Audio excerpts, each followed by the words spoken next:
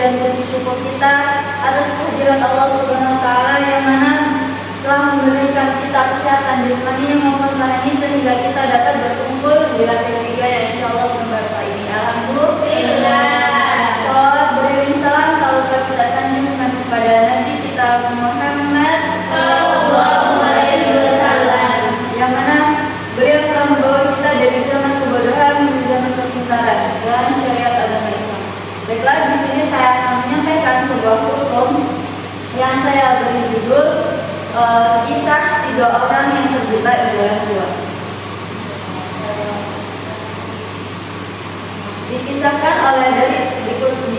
dari Abdullah bin Umar radhiyallahu anhu bahwasanya Rasulullah sallallahu alaihi wasallam bersabda, ada tiga orang dari umat sebelum kalian yang sedang melakukan perjalanan dan kemudian seorang itu berteduh di dalam gua dan kemudian ada batu yang jatuh dari gunung kemudian menghalangi pintu gua tersebut.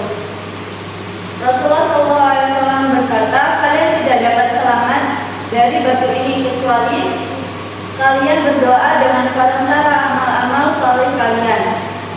Lalu salah seorang dari mereka berdoa, ya Allah, dahulu saya memiliki kedua orang tua yang sangat rentan. Saya tidak akan memberikan minuman atau makanan kepada anak dan hewan ternak saya sebelum saya memberikan makanan atau minuman itu kepada orang tua saya. Sebelum tidur saya memberikan minuman kepada orang tua saya. Tetapi ketika saya masuk ke kamar, beliau sedang tertidur pulas, sedang beristirahat. Saya menunggu itu sampai hingga terbitnya fajar.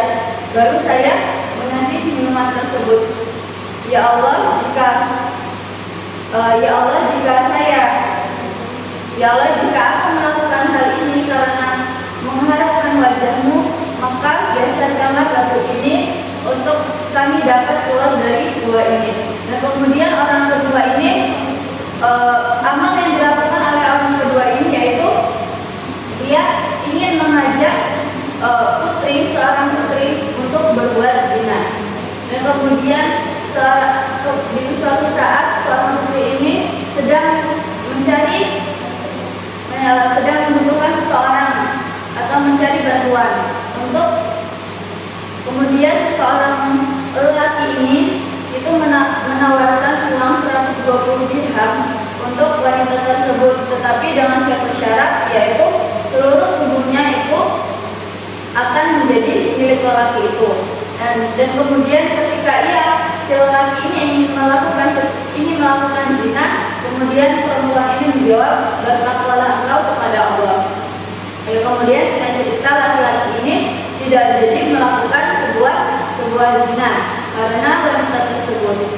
Dan kemudian laki-laki ini berdoa kepada Allah, ya Allah, jika saya melakukan ini hanya mengharapkan ridho engkau, maka geserkanlah batu ini untuk kami dapat keluar dari gua ini. Dan kemudian di orang ketiga ini, amalan yang dia lakukan seketika itu adalah, lalu Nabi Shallallahu Alaihi Wasallam bersabda, yang ketiga berkata, ya Allah, dahulu aku menyewa beberapa orang pekerja, lalu aku berikan upah kepada mereka masing-masing kecuali satu orang yang meninggalkannya begitu saja. Maka upahnya tersebut aku investasikan hingga berkembang.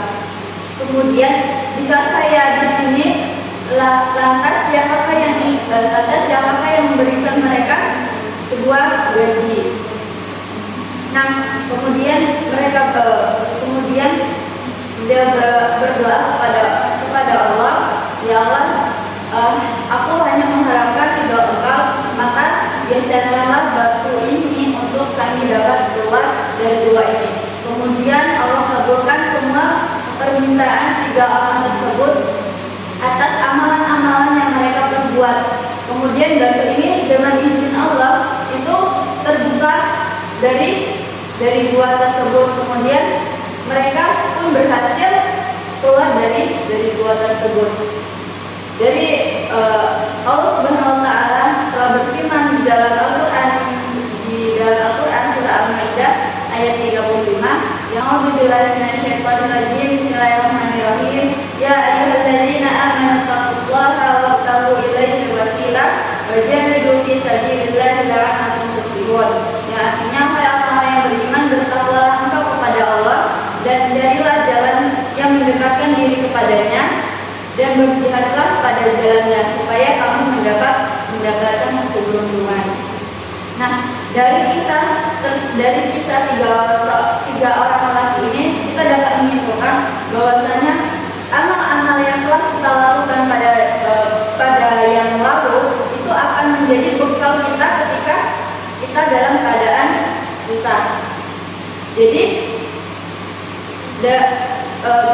Jadi kita harus bertakarub kepada Allah dengan mentaatinya dan beramal dengan sesuatu yang diridhoi. Amal soleh yang dilakukan di waktu senang dapat dimanfaatkan seseorang di waktu sulit.